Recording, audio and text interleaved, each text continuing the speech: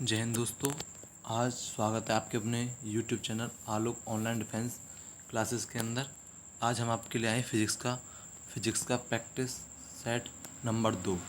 तो आपके सामने पहला क्वेश्चन है कि आयाम मॉडलन में भाग तरंगों की न्यूनतम आवृत्ति की सीमा क्या है। तो जिसका आंसर है वो होगा 0.5 मेगाहर्ट्ज़ से लेकर के 2 मेगाहर्ट्ज़। जो भाग तरंगें होती हैं उनकी जो न्यूनतम आवृत्ति होती है वो 0.5 मेगाहर्ट्ज़ से लेकर के 2 मेगाहर्ट्ज़ के बीच में लाई करती है। तो आपका सेकंड ऑप्शन करेक्ट होगा। क्वेश्चन नंबर टू है, एक स्प्रिंग को इसके मुक्त छोर पर लोड डालकर खींचा जाता है, स्प्रिंग में उत्पन्न होने वाला प्रतिबल क्या है। जैसे कि कोई एक स्थिर दीवार है, इससे हम कोई स्प्रिंग को लटका दें और ये जो लटकी हुई है इस पर हम कोई लोड डाल दें, तो जो लोड डालने पर जो इसकी स्प्रिंग में जो प्रतिबल है वो प्रतिबल कौन सा होगा। तो इसमें जो प्रतिबल होगा वो होगा अनुदैर्ध्य और अपरूपण।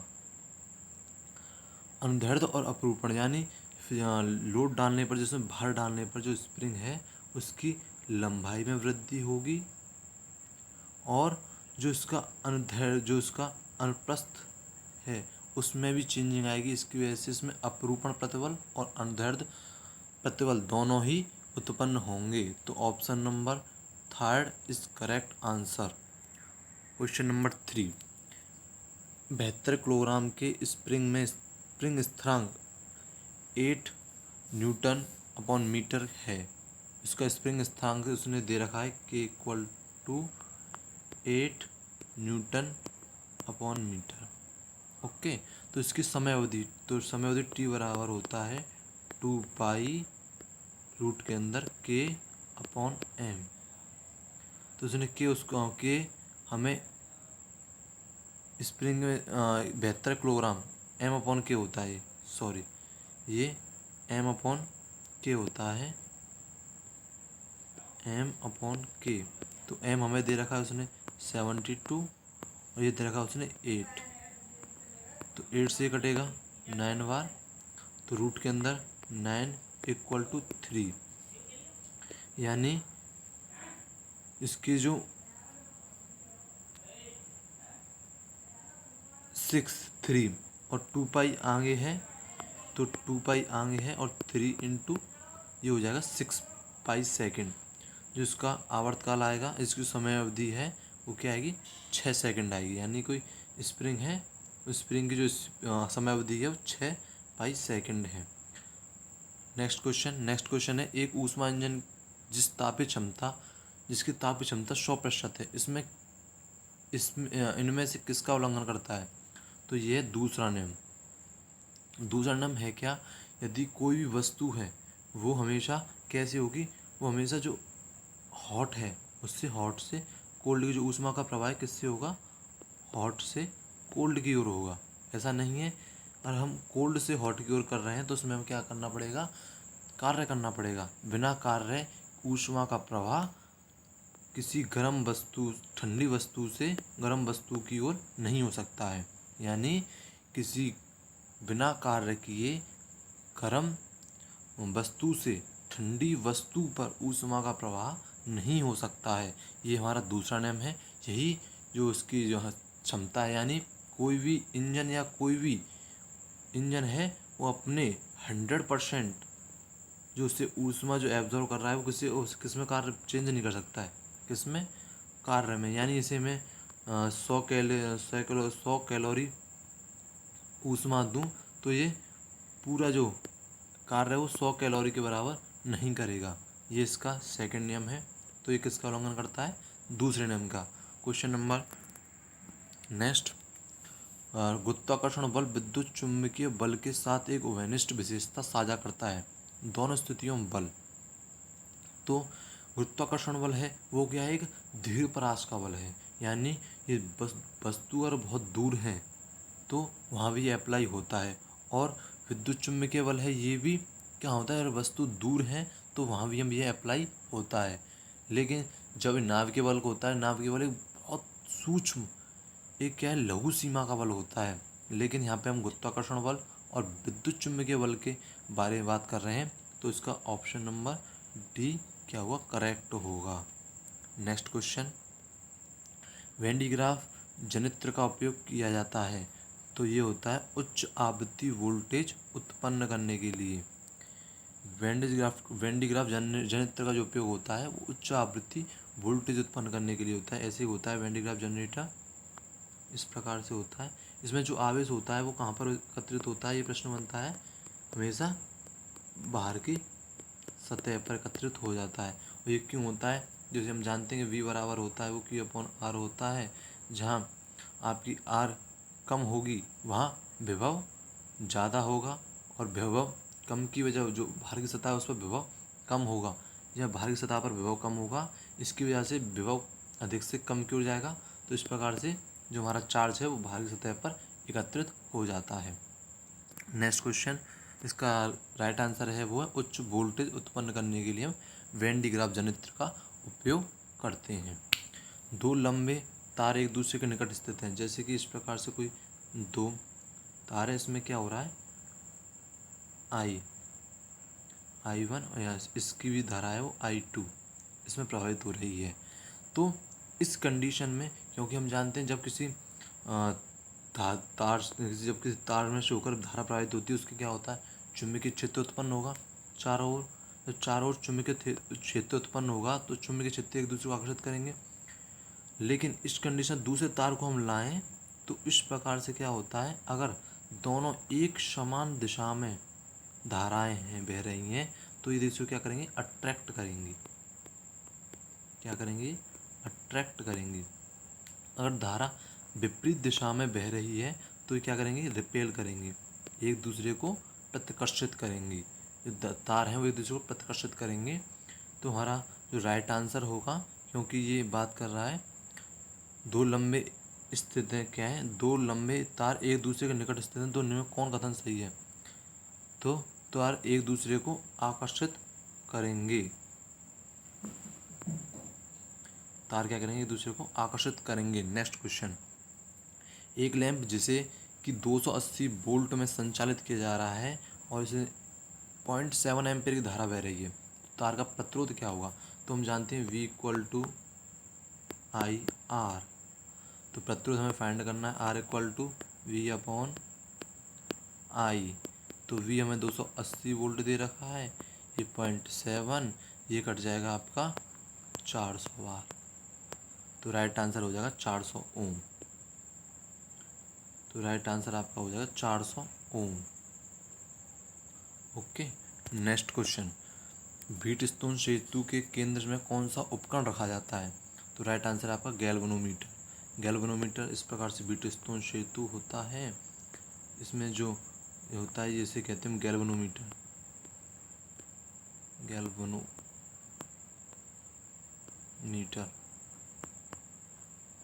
इसे कहते हैं गैल्वेनोमीटर।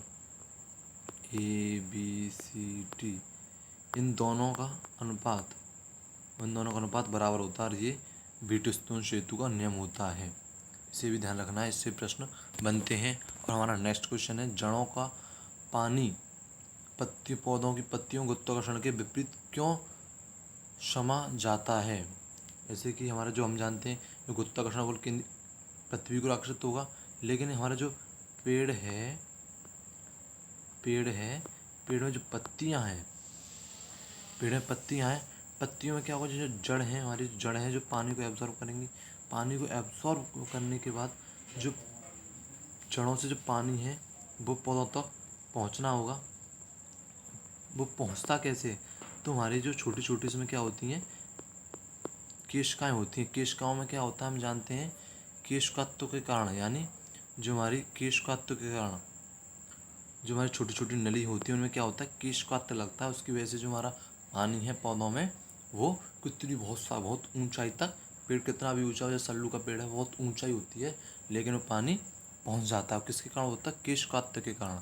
नेक्स्ट क्वेश्चन, फ्लेमिंग के दाहिने हाथ किसके बीच संबंध देता है, तो ये देता है एक चालक में धारा और विद्युत चुंबकीय क्षेत्र और बल की दिशा को। यानी फ्लेमिंग के दाहिने हाथ का नियम किसके होता है, एक चालक में धारा, कोई धारा चालक है, कोई तार है, उसमें धारा बह रही है, उसको चुंबकीय क्षेत्र, उसका एक चुंबकीय क्षेत्र होगा उसको, और एक बल लगेगा F, यानी FIB क्या करता है, इसमें नियम साझा करता है।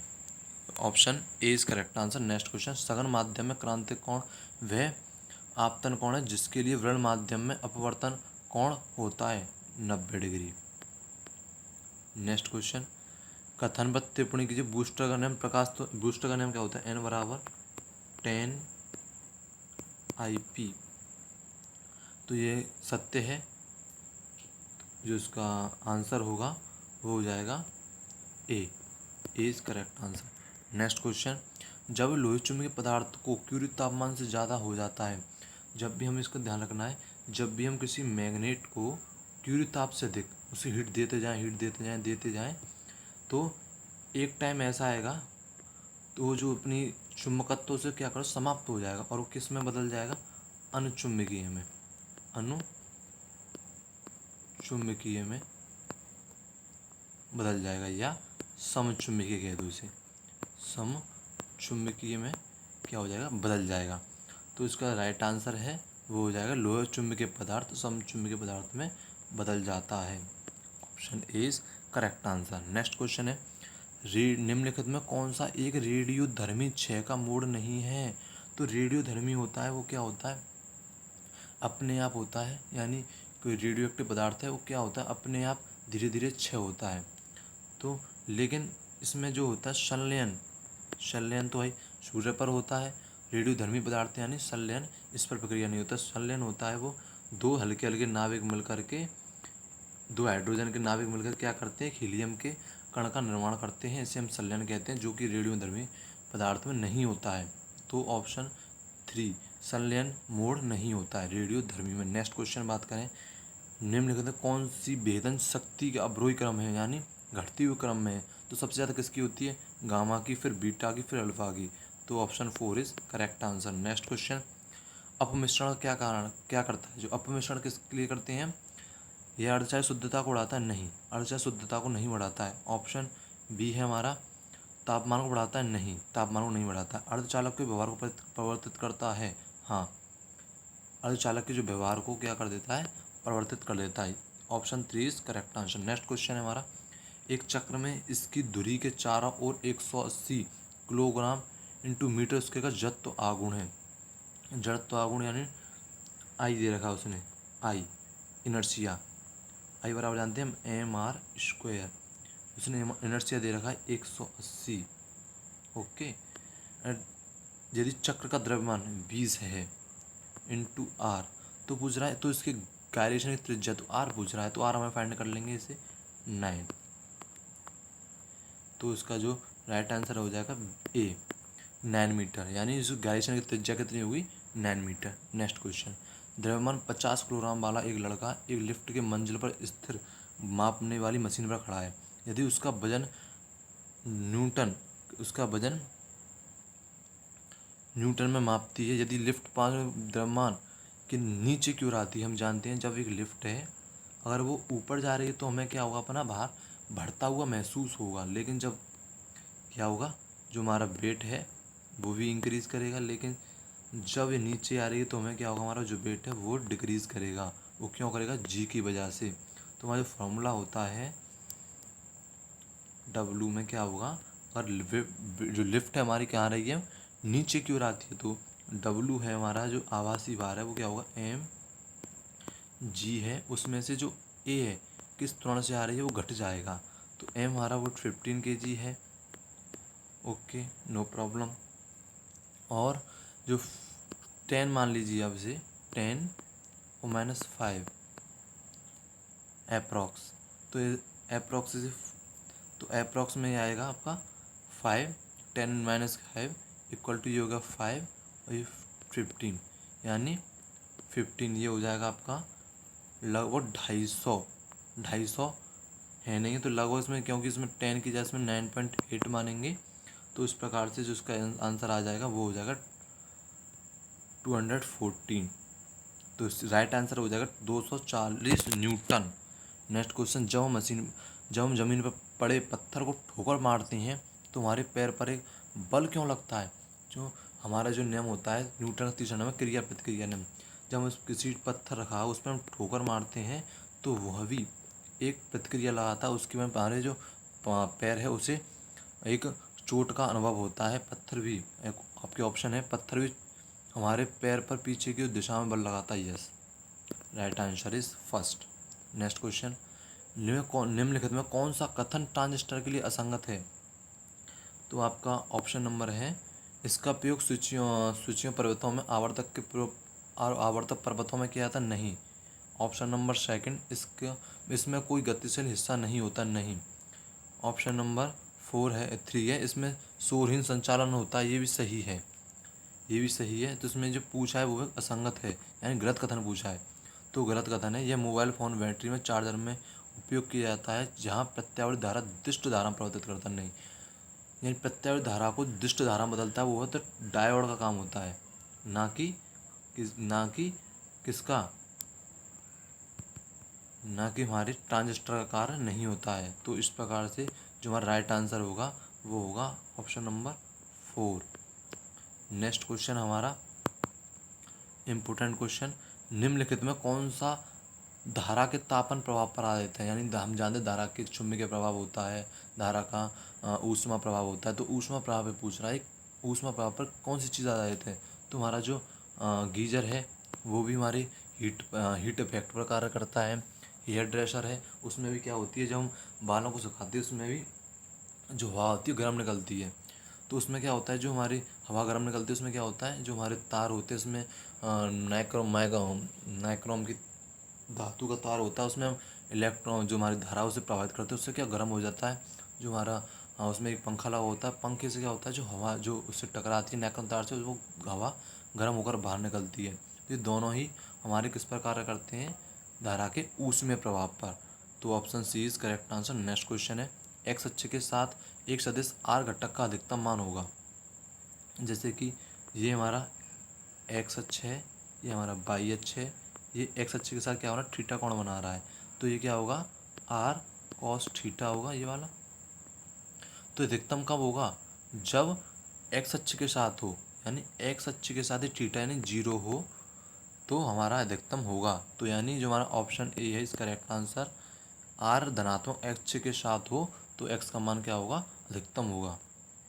नेक्स्ट क्वेश्चन है, द्रव्यमान 3 किलोग्राम निकाय को 1 मीटर ऊंचाई से गिराया जाता है। जब यह भूमि को स्पर्श करता है तो निकाय गतिज ऊर्जा क्या होगी? जो निकाय गतिज ऊर्जा होगी उसकी क्या होगी, स्थितिज ऊर्जा की, जो निकाय गतिज ऊर्जा है काइनेटिक एनर्जी उसकी किसके बराबर होगी, उसकी स्थिति ऊर्जा के बराबर होगी। यानी वस्तु किसी ऊपर रखा है, वस्तु है यहाँ तक आएगी, इसके अंदर जो स्थिति ऊर्जा होगी वही उसकी किस में चेंज हो जाएगी, गतिज ऊर्जा के अंदर।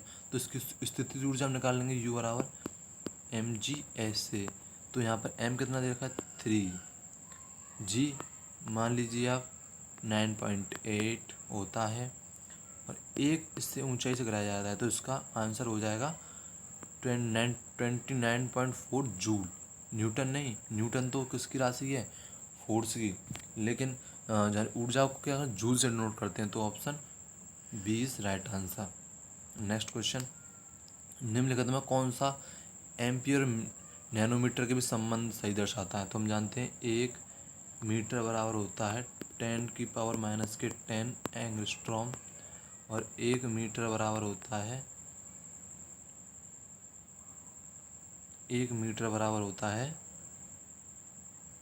10⁻9 नैनोमीटर। ओके, तो इस प्रकार से हम दोनों की रिलेशन स्थापित कर सकते हैं। तो हमारा रिलेशन आएगा वो होगा 1 नैनोमीटर बराबर 10 एंगस्ट्रॉम। तो right answer second. Next question, अग्र अभिनीति में पीएन जंक्शन डायोड में व्यवरोध की चौड़ाई क्या होती है, बढ़ती है। ओके, नेक्स्ट क्वेश्चन यानी हमारा अंतिम क्वेश्चन यहाँ समाप्त हुआ। और हम आपको हमारी वीडियो पसंद आती है तो चैनल को लाइक करें, शेयर करें और सब्सक्राइब करें। थैंक यू, जय हिंद दोस्तों।